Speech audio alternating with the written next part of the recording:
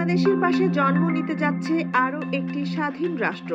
যে কোনো সময় আত্মপ্রকাশ ঘটতে পারে দেশটির। প্রায় ১.৫ দশক আগে আরাকান আর্মি তৈরি হয়। রাখাইন রাজ্যকে ঘিরে ইতোমধ্যে উত্তেজনা দেখা দিয়েছে।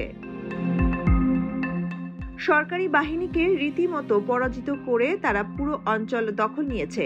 সর্বশেষ মংডু দখল করার মধ্য দিয়ে তারা মিয়ানমার সেনাবাহিনীকে বৃদ্ধাঙ্গুল দেখিয়েছে। খুব দ্রুত হয়তো আত্মপ্রকাশ হতে যাচ্ছে কক্সবাজারের পাশে নতুন একটি দেশ, আরাকান রাজ্য। ইতিমধ্যে ভারত, চীনের মতো দেশগুলো যোগাযোগ শুরু করেছে আরাকান আর্মির সাথে। তৎপর রয়েছে যুক্তরাষ্ট্র। রাজনৈতিক পট পরিবর্তনের অস্থিরতার মধ্যেই আরো বড় ঘূর্ণাবর্তে পড়তে যাচ্ছে বাংলাদেশ। এই প্রেক্ষাপটে বাংলাদেশ পড়তে পারে ভৌগোলিক সম্পর্কের নতুন সমীকরণে।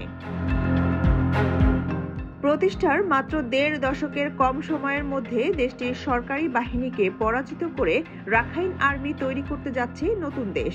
আন্তর্জাতিক বিশ্লেষকরা বলছেন, যে কোনো সময় স্বাধীনতার ঘোষণা দিতে পারে রাখাইন আর্মি। দক্ষিণ এশিয়ার নতুন দেশ হতে যাচ্ছে রাখাইন রাজ্য। বাংলাদেশের সাথে থাকা মিয়ানমারের ২৭০ কিলোমিটারের সীমান্ত এখন পুরোটাই রাখাইন আর্মির দখলে। রাখাইন রাজ্যের প্রায় ৮০% এলাকা নিয়ন্ত্রণ করে। এর মধ্যে রাখাইনের ১০টি ও প্রতিবেশী চীন রাজ্যের একটি উপজেলাও রয়েছে। যেসব উপজেলায় তারা নিয়ন্ত্রণে নেই, সেগুলোতে তারা জান্তা বাহিনীর গতি সীমিত করে রেখেছে।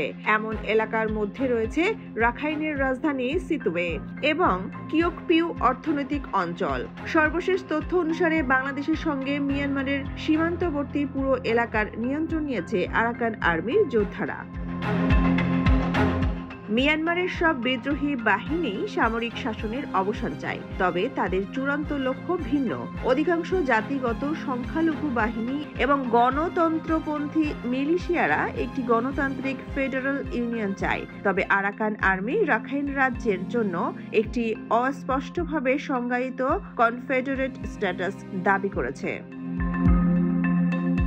আরাকান আর্মির নেতা তোয়ান ম্রাথ নাইন ২০২২ সালে এশিয়া টাইমস পত্রিকাকে এক সাক্ষাৎকার দেন। সেখানে তিনি বলেন, মিয়ানমারের ফেডারেল ইউনিয়নে আমাদের আরাকানবাসীর জন্য চাওয়া কনফেডারেশনের জন্য রাজনৈতিক জায়গা থাকবে কিনা তা আমরা দেখব। সোনিয়া খান, খবর সংযোগ।